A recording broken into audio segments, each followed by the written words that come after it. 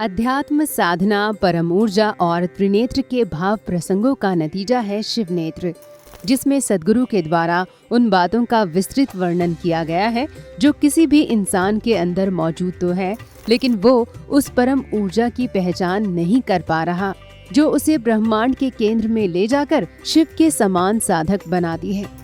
आज हम आपको एक ऐसी कहानी सुनाएंगे जो एक सच्चे शिष्य की सच्ची गुरु भक्ति के फल से जुड़ी हुई है।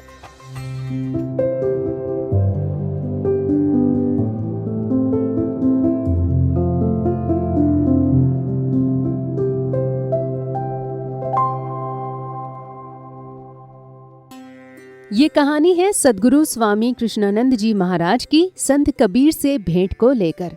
दरअसल साल 2007 में घटी एक घटना को याद करते हुए सद्गुरु शिवनेत्र में लिखते हैं कि मैं रात के वक्त एक गुफा में विश्राम कर रहा था। तभी मुझे एक शिष्य की याद आई जो जेल में सजा काट रहा था। इसी बीच मेरा ध्यान मेरे गुरु में लग गया। उन्होंने मुझसे कहा, तुम चिंता मत करो, मैं तुम्हारे शिष्य को जरूर रिहा करा दूंगा। गुरुदेव के ध्यान से निकलने के बाद मैंने इस बात पर चिंता करनी छोड़ दी।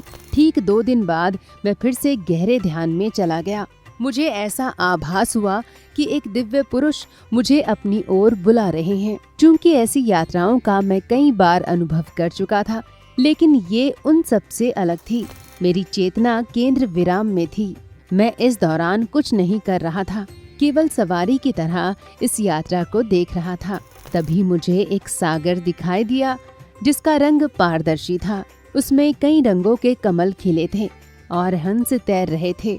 इनमें से 2 हंस उड़कर मेरे समीप आए और अचानक से एक सुंदर युवक और युवती में तब्दील हो गए। उनका शरीर पारदर्शी लग रहा था। मैं कुछ कह पाता तभी उन्होंने मुस्कुराते हुए कहा, हे गुरुदेव, गुरुलोक में आपका स्वागत है। गुरुलोक को देख मैं आश्चर्य में पड़ गया। वहाँ के सागर, वहाँ के पुष्प और वहाँ के वातावरण ने मुझे मोहित कर दिया। मैं आगे बढ़ता जा रहा था। मुझे समझ नहीं आ रहा था कि मैं कहाँ जा रहा हूँ। इसी बीच मेरे साथ चल रहे हंसों ने अचानक से मुझे रोक दिया और कहा, अब हमने आपको आपकी असली जगह पर ला दिया है। मेरे सामने एक बहुत बड़ा पर्वत दिखाई दिया। मैंने उनसे पूछा, ये कौन सा लोक है, जंगल लोक या जादुई लोक? तभी मेरे पीछे से आवाज आई, गुरुलोक। इस बात को सुन मैं ऊपर की ओर चढ़ने लगा। पर्वत पर तमाम तरह के पेड़ दिखाई देने लगे। रंग बिरंगे फूलों के साथ अद्भुत नज़ारे दिख रहे थे। इस दौरान मुझे ऐसे पेड़ भी दिखाई दिए जो खुद से चल रहे थे। उनकी जड़ें दिखाई दे रही थीं। इस लोक पर इतनी शांति थी कि एक पत्ता भी पेड़ से गिर जाता तो उसकी आवाज सुनाई देने लगती थी। इन्हीं मनमोहक ध्वनियों के बीच एक और मधुर आवाज सुनाई दी जो एक स्त्री थी। मैंने उनकी बातों को सुनकर उनसे उनका परिचय पूछा। उस स्त्री ने अपना नाम मीरा बताया। मैंने मीरा से गुरुलोक को लेकर वार्तालाप किया।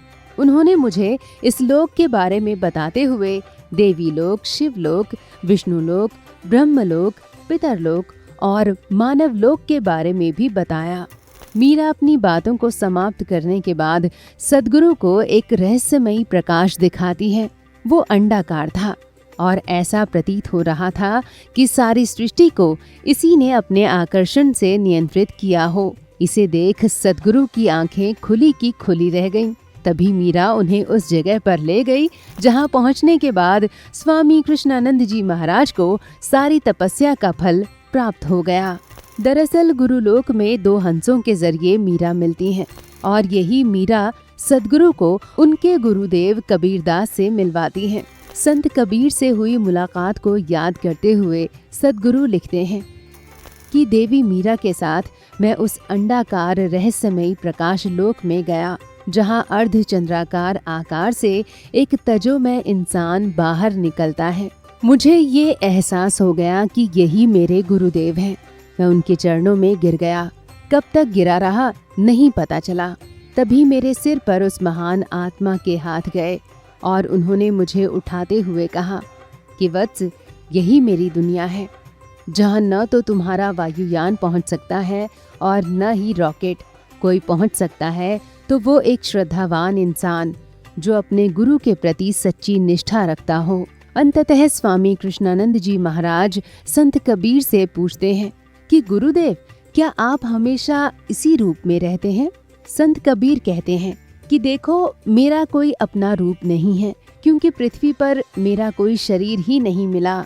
जब किसी इंसान का शरीर ही नहीं है तो उसके रूप का निर्धारण कैसे हो सकता है? आपकी पृथ्वी पर सबके पास घर है, लेकिन यहाँ पर कोई घर नहीं है, कोई संप्रदाय नहीं है, कोई धर्म नहीं है, बल्कि हम लोग अरूपी हैं और कई रूपों में, कई लोकों में जाते रहते हैं।